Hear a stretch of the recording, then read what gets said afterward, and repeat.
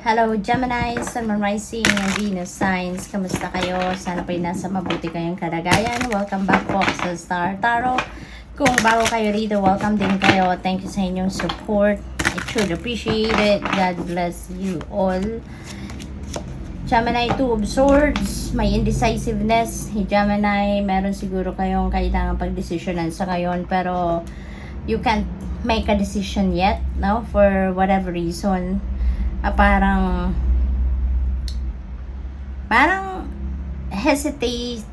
hesitant kayo na mag-decision pa kasi maaring hindi pa ninyo nakikita yung truth ng inyong sitwasyon. Kaya baka gusto ninyong maniguro at kaya hindi kayo nagmamadaling mag-desisyon because gusto ninyo muna na pag-isipan ito, gusto niyo muna na mag-research pa siguro, no? You need siguro more information pa about dito sa sitwasyon, no?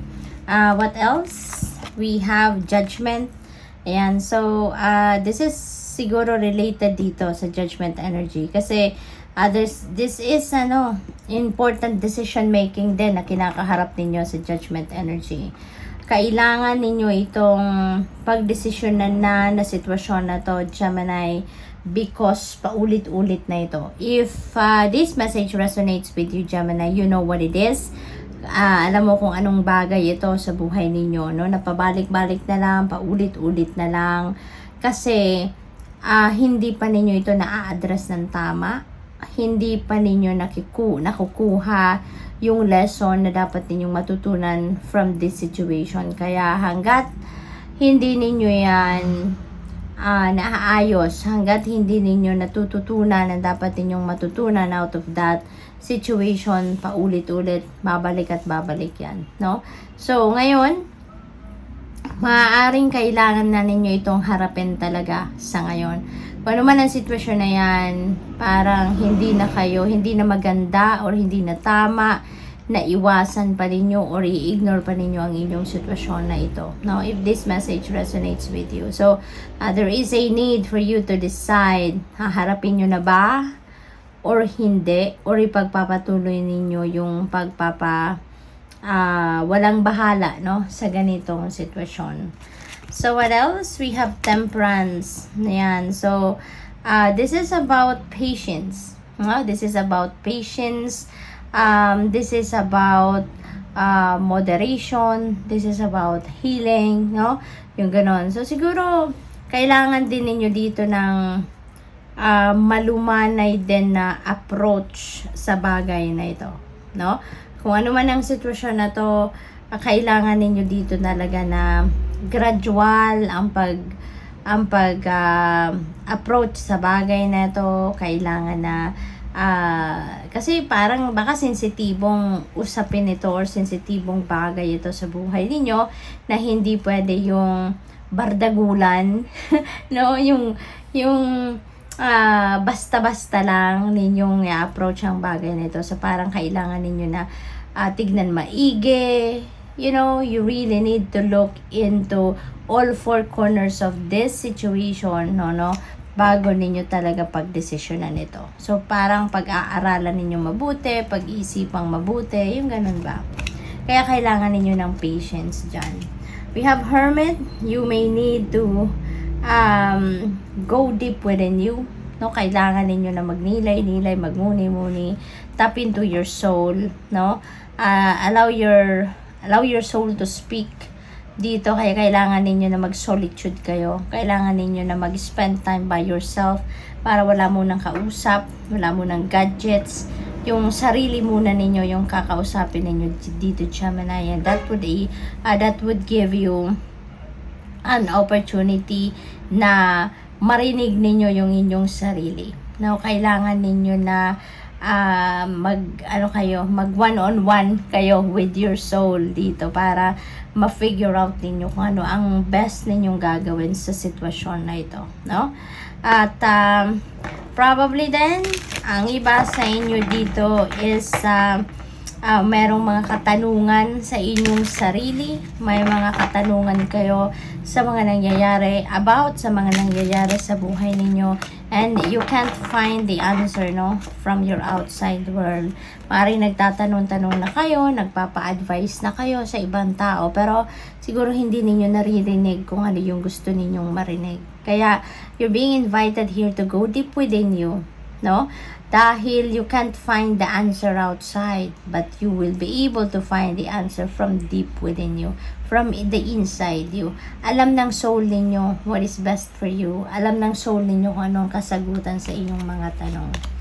Goals, progress is positive, and personal goals will be achieved. So this is an accomplishment, Gemini, which is really good. Kasi meron kayo ditong pagtatagumpayan, meron kayo ditong magandang resulta that you can expect, no, out of your efforts. We have unity, there is union, meron ditong reconciliation na magaganap also for some of you na merong kagalit, merong hindi pagkakaintindihan with another person.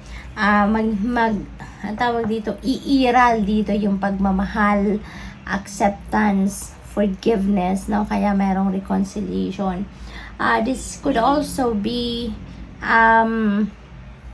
union of two hearts, union of two people.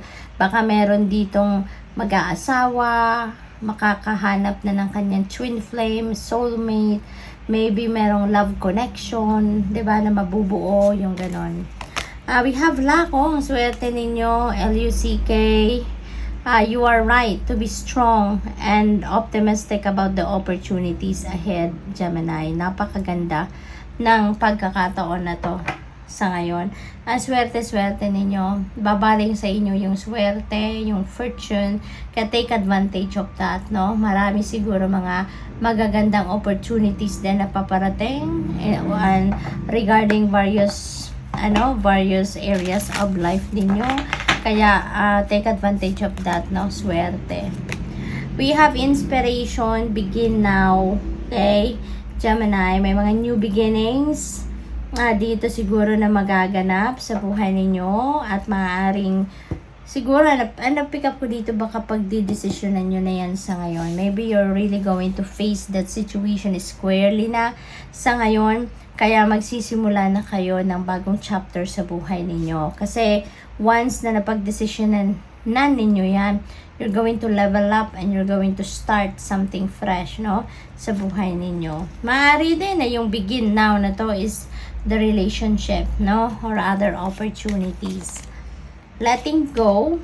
Ayan. So maybe you're going to let go of your emotional baggages na sa ngayon, Gemini, no? Maaring matagal ng panahon na meron kayong emotional wounds, emotional baggages, na bit ninyo, and that is weighing you down, ano? At ngayon, you are going to release that. You're going to decide to let them go para nang sa gayon makausad na kayo sa buhay, 'di ba? So maaring maglalakas ng loob na din kayo sa ngayon na tama na, 'di ba? Tama na. Parang pinahirapan na ninyo dito ang inyong sarili for the longest time, 'di ba? Na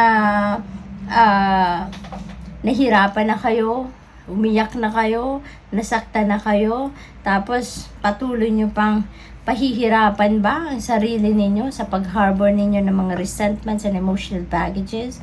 Diba? Ngayon, you're realizing na tama na, enough na, no? You're going to show yourself some love na sa ngayon. Kaya kung ano nagpapahirap sa inyo, tatanggalin nyo na yan sa buhay ninyo. We have direction, you know, pretty much kung saan na kayo papunta sa ngayon, ano? You know, kung ano na ang dapat ninyong puntahan sa ngayon. So, good luck. Thank you for watching. Love and light. Namaste.